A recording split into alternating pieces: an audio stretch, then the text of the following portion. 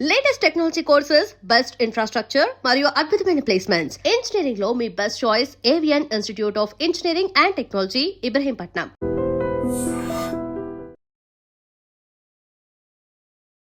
నమస్కారం, welcome to I dream. ధర్మ మార్గం విత్ విజిత కార్యక్రమానికి స్వాగతం.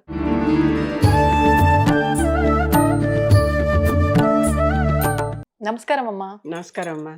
అమ్మ, మనకున్న అంటే మన బాడీలో ఉన్న కొన్ని వాటిల్లో ముఖ్యంగా గోర్లు, వెంట్రుకల్లో శని ఉంటుంది అంటూ ఉంటారు. అంటే ఇలాంటివి మనం గోర్లు కట్ చేసినా కూడా కింద ఎక్కడ పడితే అక్కడ వేయకూడదు, వాటిని భద్రంగా ఒక పేపర్లో వేసి పడేయాలి, జుట్టు రాలినా కూడా వెంటనే తీసి అలా మనం డస్ట్బిన్లో వేసేయాలి అని అంటూ ఉంటారు ముఖ్యంగా. కానీ ఈ మధ్య కాలంలో చూస్తున్నది ఏంటి అంటే, అది విటమిన్ డెఫిషియన్సీనే కావచ్చు, రకరకాల వాటర్ ప్రాబ్లమ్సే కావచ్చు, ఏదేమైనప్పటికీ కూడా జుట్టు రాళ్ళ సమస్య ప్రతి ఒక్కరికి చూస్తున్నాం, వయసుతో సంబంధం లేకుండా.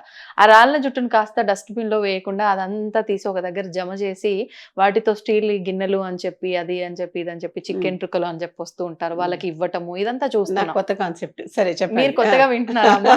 కానీ జరుగుతున్నది అయితే ఇదే ప్రస్తుతం సమాజంలో.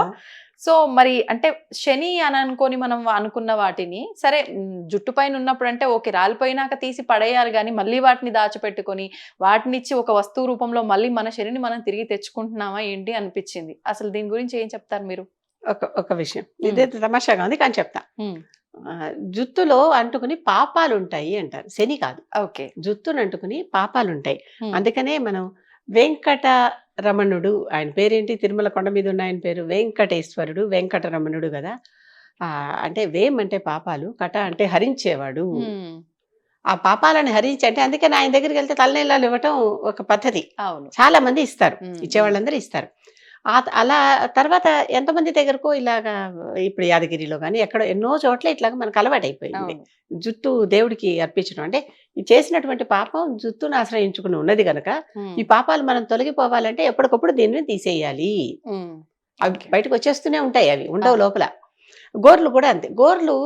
ఈ గోర్లు కానీ జుట్టు కానీ ఇలాంటివన్నీ ఉన్నాయే, ఇవి చేతబడి చేయడానికి ఎక్కువ ఉపకరిస్తాయి. చేతబడి చేసేవాళ్ళు ఎంతమంది ఉన్నారో నాకు తెలియదు. ఇలాంటివి వాళ్ళ దగ్గర నుంచి రాలిపడంగానే వీళ్ళకి దొరికితే దాంతో వీళ్ళ ఒంటి మీద ఉన్న వీళ్ళ శరీరంలోని భాగం కనుక అది, అఫ్ కోర్స్ డెడ్ పార్టికల్స్ ఇవన్నీ, వీటిల్లో ప్రాణం లేదు. గోరులో ప్రాణం లేదు అంటే బయటకు వచ్చేసిన గోరులో ప్రాణం లేదు, లోపల ఉన్న గోరులో మళ్ళీ ప్రాణం ఉంది. అది కదిలిస్తే మనకి రక్తం కూడా వస్తుంది పొరపాటున తగిలితే. కనుక ఈ చనిపోయినటువంటి ఆ మృత అవశేషాలు ఉన్నాయి కదా, ఇవి ఎక్కడంటే అక్కడ పడేస్తే వాటిని ఇదివరకు కాలంలో దాన్ని తీసుకుపోయి వీళ్ళు మనం అంటే గిట్టని వాళ్ళు చేతబడి చేసేవాళ్ళు. వాళ్ళు కాలు కింద నడిచిన మట్టి, అందుకనే పల్లెటూళ్ళలో కొంతమంది నడవటమే ఇట్లా నడుస్తారు, వెంటనే ఆ మట్టి అలా జరిగిపోతుంది. వాళ్ళ పాదముద్రలా కాకుండా వాళ్ళ అలవాటు అయిపోయి ఉంటుంది ఆ నడక. ఇట్లా అంటే నడిచినప్పుడు ఏంటి, ముద్రగా ఉంటేనే వాళ్ళకి ఆ మట్టి పనికి వస్తుంది. అలాగే జుట్టుగా ఉంటేనే పనికి వస్తుంది. అందుకని జుట్టు తీసేసేటప్పుడు పూర్వకాలంలో ఇలా తీసేసి దాని మీద తుత్తు అని ఉమ్మేసి పడేసేవాళ్ళు. అది పూజకు పనికి అంటే చేతబడికి పనికిరాదు. Okay okay. గోల్డ్ తీసేప్పుడు కూడా పేపర్లో కట్టే ఏదో అన్నావు చూడు, అవన్నీ అలా తీసేసేవి కూడా మళ్ళీ ఇంకెవరెవరికో దొరకకుండా జాగ్రత్త. ఒకసారి చెత్తని అంటుకున్నావు మళ్ళీ పనిచేయవు కనుక చెత్త బుట్టలో వేసేయటం. చెత్త దానికి తగిలింది, ఉమ్ము దానికి తగిలింది, మట్టి ఇలా కదిలిపోయింది, అవి పనికిరావు. ఆ పద్ధతిలో చేసేవాళ్ళు ఒకప్పుడు. సరే, ఇప్పుడైతే కొత్త పద్ధతి ఒకటి చెప్పావు కదా, ఇంకా దేవుడి దగ్గరికి వెళ్ళి మన పాపాలని పూర్తిగా ఆయన దగ్గర తొలగించేసుకుని ఆయనకి మొక్కుకుని అంత జుట్టు తీయించేసుకోవటం. తీయించేసి మొత్తం గుండో లేకపోతే కొంచెం, ఇప్పుడు నాకే ఒక 2-3 ఏళ్ళ నుంచి ఏం చేస్తున్నానంటే, ఎంత జడున్నా సంవత్సరం అంతా పెరిగాక మళ్ళీ దాన్ని ఇలా సగానికి మడిచి జడేసి ఎంత సగం వస్తే అంత అక్కడ కట్ చేసేసి అది ముడుపు కట్టు పెడతాను. గుడికి వెళ్ళినప్పుడు, ఈసారి తిరుమల వెళ్ళినప్పుడు ఇంకెక్కడికైనా వెళ్ళినప్పుడు అక్కడ ఆలయంలో ఇచ్చేస్తా. ఇది చేయటం ఒక పద్ధతి, అంటే నాలాంటి వాళ్ళు. అంతేగాని ఇది మళ్ళీ దేనికో మళ్ళీ బార్టర్ సిస్టమ్ లాగా ఒకటి తీసుకుని ఇంకోటి పద్ధతి కాదు.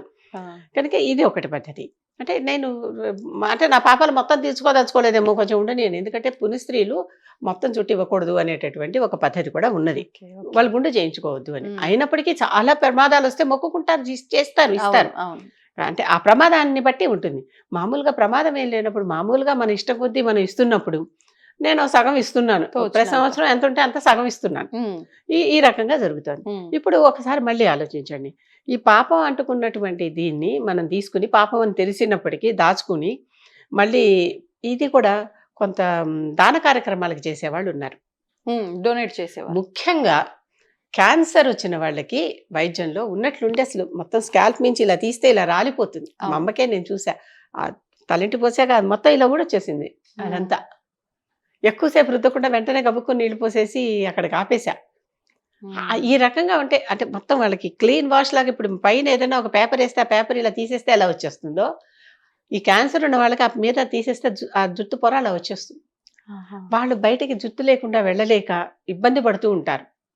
ఇబ్బంది పడేటటువంటి వారి కోసం అని డొనేట్ చేసి వాళ్ళకి విగ్గలు చేయటం కోసం డొనేట్ చేసేటటువంటి ఒక సంస్థ ఉంది. అదొక పద్ధతి. అంటే అవతల వారికి మనసుకి కాస్త శాంతినివ్వటానికి, కొన్నాళ్ళు వాళ్ళకి మళ్ళీ పెరిగేదాకా విగ్గు రావటానికి, అంతే. మళ్ళీ తర్వాత తగ్గాక విగ్గు వస్తుంది, వేరే జుట్టు వస్తుంది, వేరే విషయం.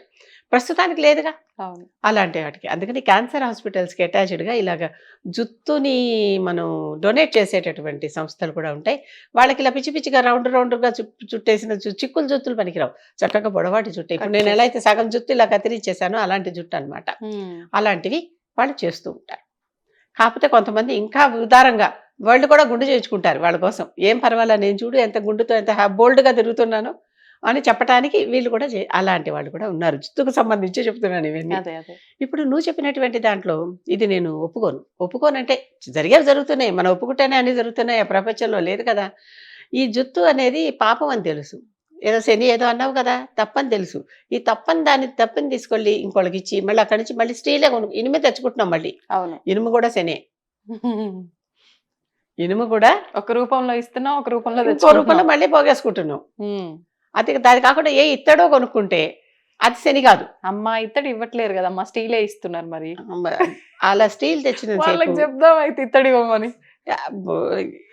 ఇప్పుడు చూస్తున్నావు కదా, ఒక శని ఇచ్చి ఇంకో శని తెచ్చుకుంటున్నాం. శనికి లోహం ఇనుము, అందుకే అది ఇనుము నల్లగా ఉంటుంది, శని నల్లగా ఉంటాడు. Okay okay. సూర్యుడికి బంగారం. బంగారం ఎక్కువ వేసుకుంటే ఆరోగ్యం బాగుంటుందమ్మా అయితే? ఖచ్చితంగా బాగుంటుంది. బంగారం వేసుకుంటేనే అని కాదు, వెండి కానీ బంగారం కానీ అవి పాజిటివ్ వాలెన్సీ ఉన్నటువంటి ఎలిమెంట్స్.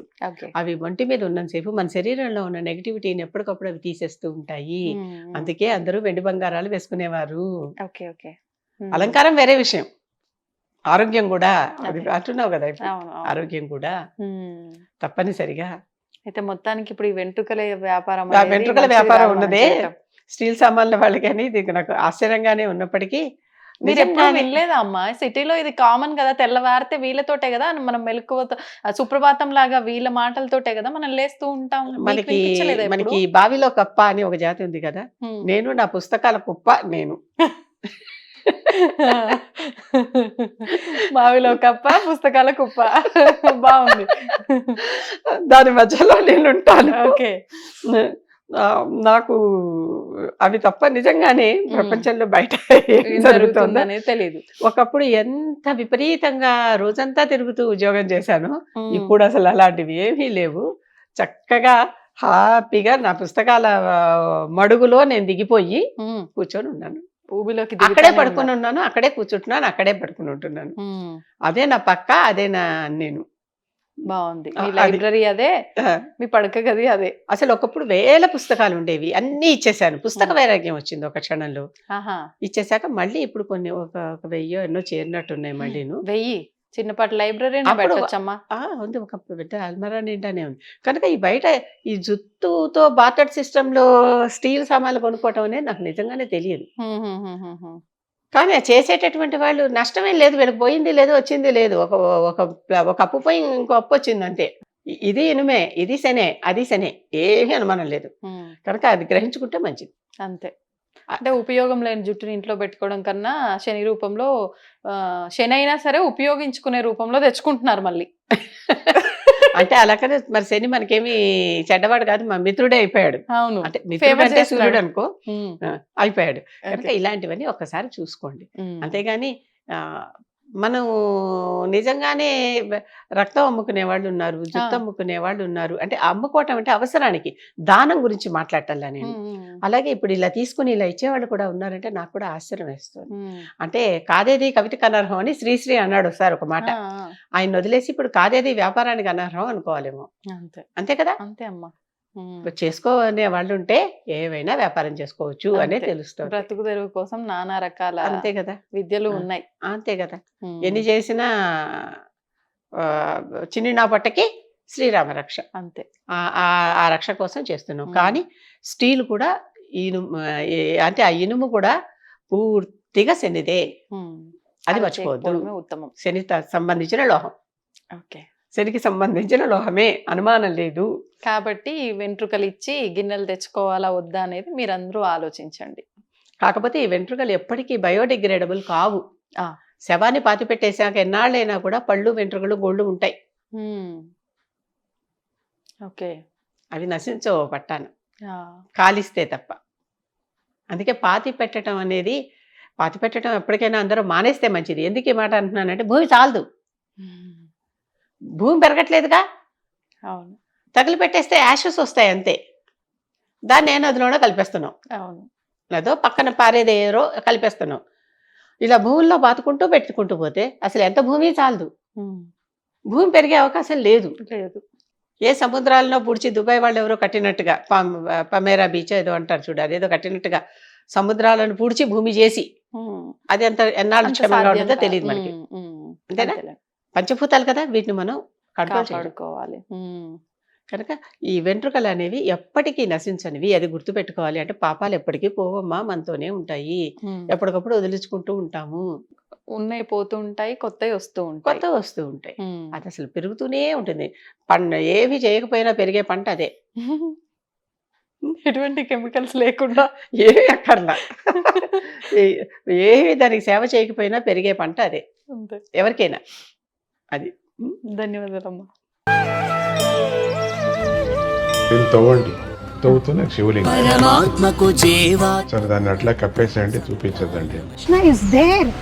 మూర్తి పూజ కాదు, సాక్షాత్ బ్రజేంద్ర నందన భగవాన్ ఉన్నారు మూర్తిలో. ఏమీ ఆశించకుండా ఆరాధించే వాళ్ళు కూడా ఉన్నారా ప్రభుజీ? నిజమైన భక్తి అంటే మనకు తెలియదు కాబట్టి